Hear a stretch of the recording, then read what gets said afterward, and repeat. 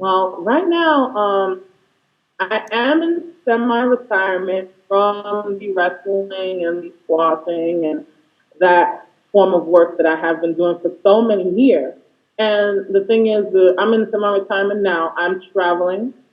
I've been going around the United States. I've been visiting people, meeting people, having new experiences, having new adventures. I'm on the adventure road right now. And with that, because I am a semi-retirement, I can focus fully on Large in Charge. Large in Charge has been my online magazine. And actually, it started out because I wanted information for the plus size community and information that was updated regularly, information that was updated consistently, something new all the time. And what started out was a little teeny weeny newsletter with two writers has now turned into an online magazine. We have cover models, we have cover models of the year. Sometimes we have raffles, we have promotions. Right now, I have about 6 writers under me, and so it has turned into something that is not monetary based. You know, I fund it. I'm the one who pays for this, but I believe in it, and I've been doing it for 8 years, over 8 years now. And then I started doing the radio show 4 years ago. And then I started going into online video and doing interviews about 2 years ago. That's still in development. You know, I'm still working on that, but everything else has been going well. I'm very proud of what I do, and that's what's important to me. Hmm.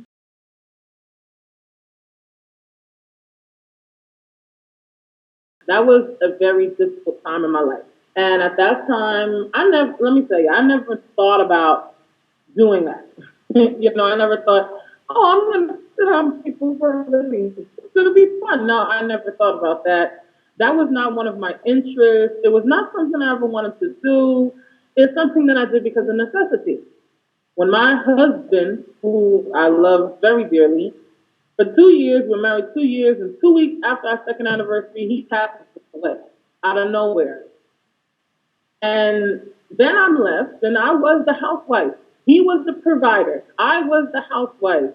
I was the woman who stayed at home and who did the normal housewife things, or sometimes not. Basically, he was just happy that we were married and we were together, and I was there and I supported him, and we were there for each other. And so I had settled into this housewife lifestyle. And that was something that I really wanted at one time. I wanted to be the housewife and just be there when my husband came home. Hi, honey. That was what I wanted. I didn't want anything more than that. And then he passed away. And then the rent came up and the bills came up. And I was not, I had went to school. All the stuff that I had learned was outdated. It was no good.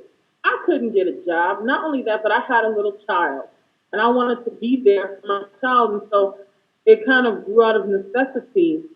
I said, I need to do something. I'm going to get evicted. I can't pay my electric bill. Something has to happen. I took whatever little money I had, and I had some skills doing web design and graphics, and it wasn't even a lot. It was playing around on the computer and learning different little stupid things. And I put it all together, and I read online, and I did more things, and somehow I came up with the site. I decided I can do this. I'm 6'4". I'm 600 pounds.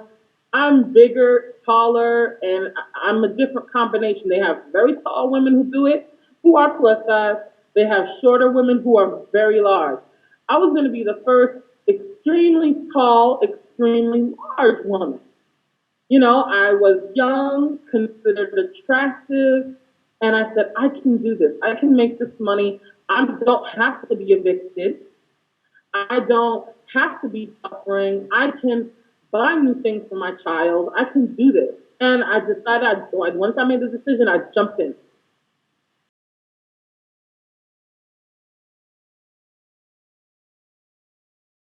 But it's funny, actually doing the work pushed me toward being just Raqui. Because the thing is, Okay, I'm listening to what my clients are telling me. I'm listening to what these men and women are saying that they're willing to pay lots of money for me, a complete stranger, to do. And I'm saying, this is normal. I'm going to say 80% of what I'm asked to do is normal, everyday behavior. If you have a boyfriend or a girlfriend, do you want them to sit on your lap sometimes? I've seen women pull down a guy, even little teeny weeny girl. Say, come here, baby, and he might sit on her lap for a few seconds. They hug and kiss, and then he goes and she sits on his lap and they hug and kiss. And then you see in the movies, how many times do you see in the movies a guy grabs a girl and he pulls her and she falls on top of him and they're like, ah, I'm in love. Why do you have to pay $300 an hour for that? But I started saying, this is not a fetish. This is normal human behavior. But if you slap the title fat girl or fat guy in there, all of a sudden it's a fetish. Why is it a fetish? It's not abnormal behavior. It's not something that's not sexual. Our bodies are sexual. And it started making me see that a lot of these behaviors are not abnormal. They're not fetishes. It shouldn't be something you have to pay somebody for. Why can't you just date your fat girlfriend or date your fat boyfriend and say, come here, baby, I love you. Sit on my lap for 5 minutes. Come here, let me hug you. Come here, lay on top of me. I love the feeling. Why? Because it's obvious. If you pick a skinny girl, it's because you like the feel of a skinny body. If you pick a medium-sized girl, you like the size of a medium-sized body. You pick a large or extra large or very large or super-sized woman like me.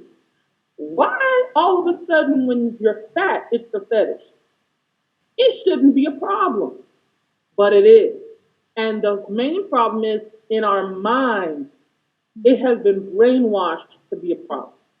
And that pushed me in that direction of saying this is not a fetish.